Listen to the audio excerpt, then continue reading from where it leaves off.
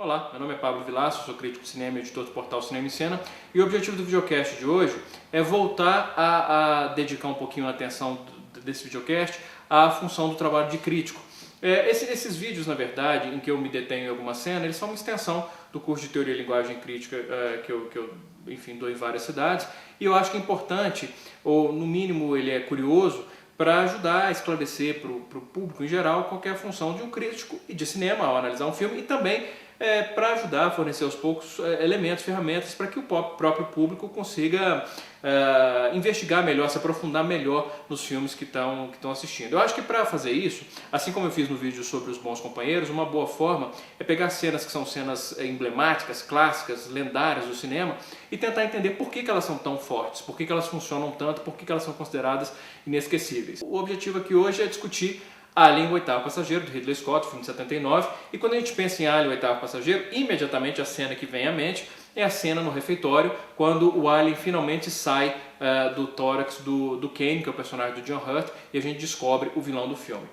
Para começar a discutir essa cena, é importante no cinema, e eu discuto isso no curso na aula de montagem, cada cena, cada plano, ele se liga, obviamente, ao plano que veio antes ou ao plano que veio a seguir. Então, para a gente poder entender um pouco como essa cena funciona, é importante começar na cena anterior, que é quando o Kane, depois de um bom tempo em coma na enfermaria da Nostromo, ele finalmente acorda. Eles já voltaram, já decolaram do planeta, agora estão no espaço, isolados de tudo e de todos, e o Kane acorda.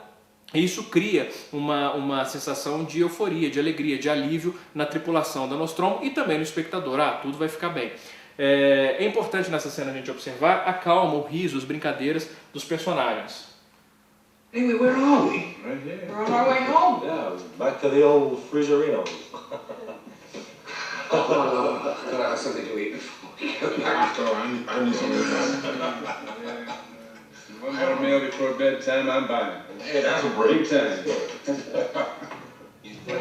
Então isso estabelece uma alegria, uma sensação gostosa, agradável no espectador. Por contraste, isso vai ajudar a ressaltar a tragédia que vem a seguir. A cena começa de uma maneira clássica, de uma maneira óbvia. O Ridley Scott começa com um plano conjunto, um plano aberto, que tem duas funções. Primeiro, estabelecer o local, a geografia da cena, onde a cena vai se passar, o refeitório da Nostromo. Em segundo lugar, estabelecer a posição dos personagens em relação uns aos outros. O Ash, a Ripley, que é personagem da Sigourney Weaver, o Brett, personagem do Harry Dean Stanton, o Parker, personagem do Yaphet Kotto, o Kane, do John Hurt, o Dallas, do Tom Skerritt e a Lambert, da Veronica Cartwright. É importante observar que é óbvio que o foco dessa cena é o Kane, é o personagem do John Hurt, e não é à toa que ele está do lado esquerdo da tela, ou seja, ele está à direita do campo de visão do espectador. Tudo que está à nossa direita, eu discuto isso no curso, tudo que está na metade direita da tela tende a chamar a nossa atenção, é sempre mais forte, e não é à toa que ele coloca ali os personagens que vão ter destaque nessa cena. Outra coisa importante notar é que para poder ressaltar o ritmo crescente de tensão dessa cena, a cena começa relativamente lenta. Vocês vão observar que esse plano inicial ele dura vários segundos, sem corte.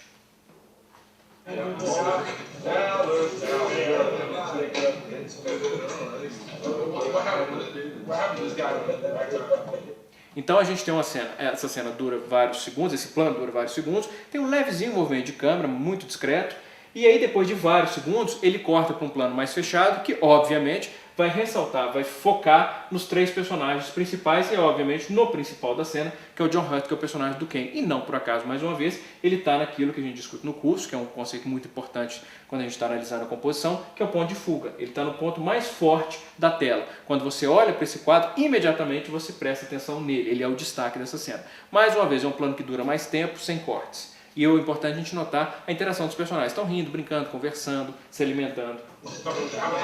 Sem preocupação. Aqui o Ridley Scott ele vai fazer o primeiro corte fora desse eixo principal, que é mostrando o Kane, o Dallas e o Parker.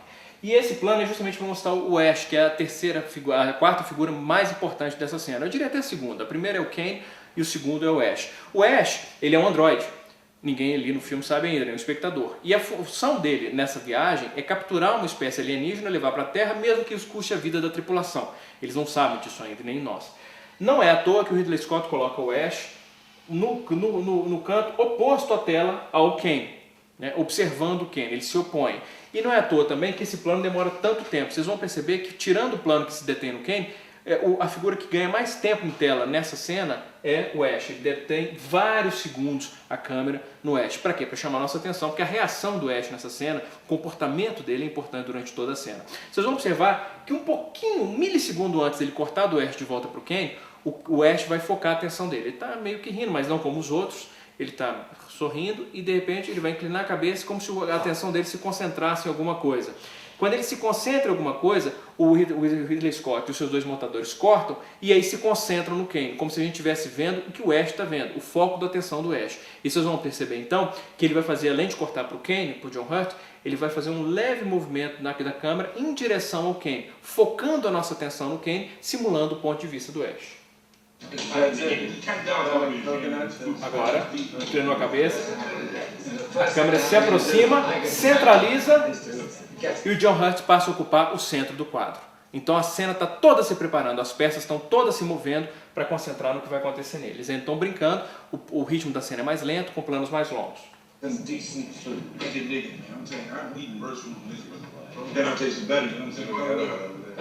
O importante aqui é a interação dos personagens. Estão brincando, estão rindo, estão despreocupados.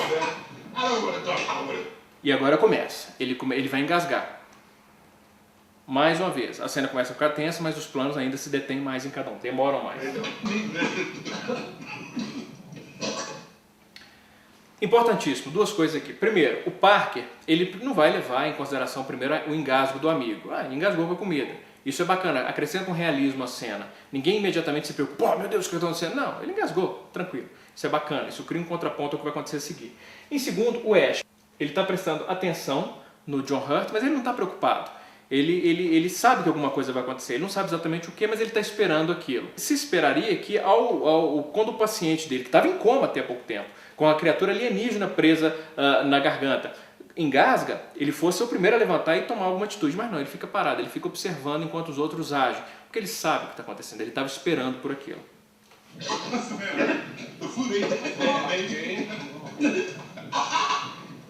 Agora o Ridley Scott corta para uma espécie de contraplano daquele plano inicial que é o dominante da cena, quando a gente vê os personagens de frente, com a câmera em um ângulo levemente superior.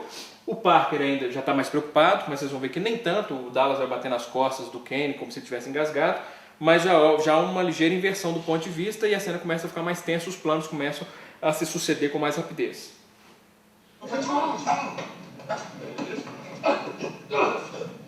O Ash ainda imóvel, ele tinha que ser o primeiro a se levantar, mas ele não faz nada. Observem que o comportamento dos personagens aqui já começa a refletir a personalidade deles. Isso é importante para a cena, que eles agem, que a gente comece a entender um pouco mais dos personagens a partir do comportamento. O Parker, que é o mais impulsivo, e o Dallas, que é o líder da nave, imediatamente tomam a dianteira. A Verônica Cartwright, ela não faz nada, ela fica meio passiva até que o Ash finalmente levanta, quando todo mundo já levantou e que ele percebe que o que ele estava esperando que acontecesse está acontecendo, empurra ela para fora de campo, porque ela não vai fazer nada. Enquanto isso, vocês vão observar que do lado de cá, o Brett, que é o personagem do Harry Dean Stanton, ele vai se comportar como ele se comporta no filme inteiro. Todo mundo brinca que ele só concorda e segue o Parker. E realmente ele fica atrás do Parker, observando enquanto o amigo está agindo. E a Ripley até agora não apareceu em campo, só naquele plano inicial. Porque isso segue a estratégia do Ridley Scott de apresentá-la, de trazê-la para o centro da narrativa gradualmente. Ele não sabe que ela é protagonista. Inicialmente a gente acha que o protagonista, o herói do filme, é o Dallas. Só depois que a gente percebe, descobre que a heroína, a protagonista do filme, é a Sigourney Weaver. Então ela fica secundária nessa cena.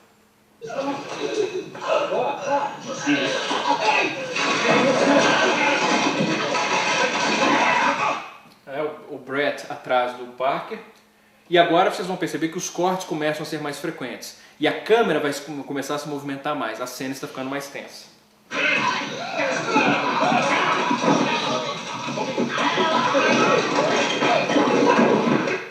E uma curiosidade, é interessante como ele está se debatendo na morte dele, porque 3 anos depois o Ridley Scott dirigiria Blade Runner, em que a personagem da Daryl Hannah, na sua morte, ela age da mesma forma, tendo uma espécie de convulsão. Então uma espécie de antecipação do que o Ridley Scott faria em Blade Runner.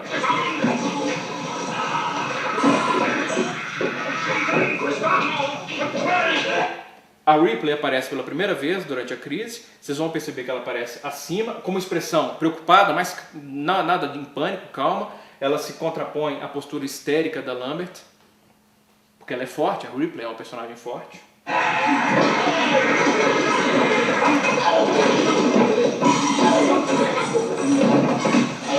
Cortes rápidos, câmera se movimentando.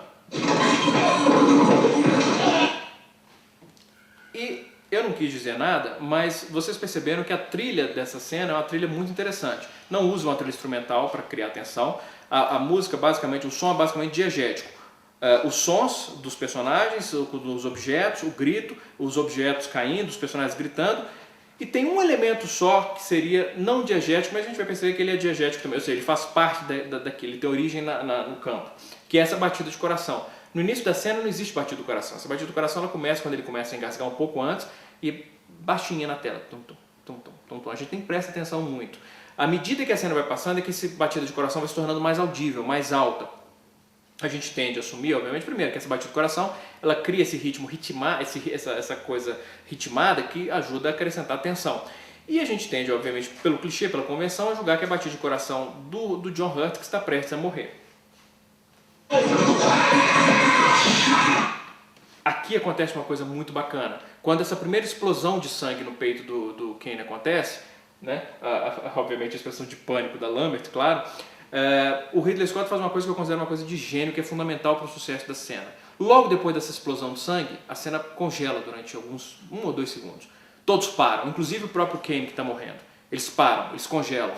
Isso é importante porque cria uma sensação no espectador de: o que aconteceu? O que acabou de acontecer? Eu não entendi. De onde veio esse sangue? Que sangue é esse? Nós não sabemos e os personagens não sabem. Então essa pausa momentânea na ação deles cria esse contraponto, a tensão que veio antes e que vai vir a seguir. Quando a cena volta a acontecer, eles voltam a agir, a urgência é maior justamente pela pausa que veio antes.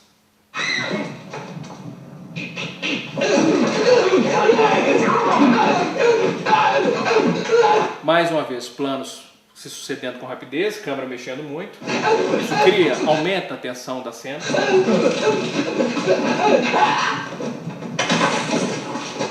E aí, finalmente, o alien sai do peito do Kane, e é só aí que todos se afastam. O que é isso? Peraí, não sei mais o que é isso.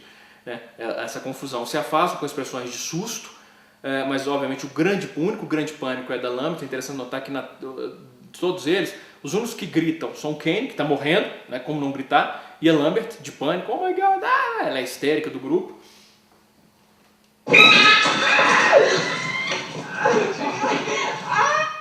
E é claro que o Ridley Scott, uma espécie de humor negro, a personagem que mais é banhada pelo sangue é justamente a mais histérica, a Lambert. E aqui, depois desse ritmo crescente na cena, o Ridley Scott volta a parar a cena. Ele para num longo plano de 10 ou 11 segundos para nos apresentar ao vilão do filme. Este é o seu vilão. Então ele para a cena só para apresentar o alien com calma.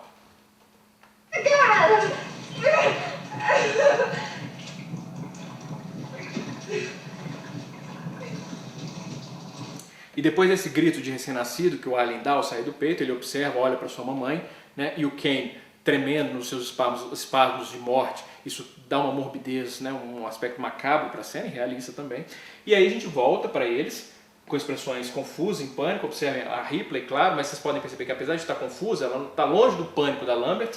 E o Parker, novamente, o impulsivo, ele tenta fazer alguma coisa e quem protege, quem o impede de atacar o alien?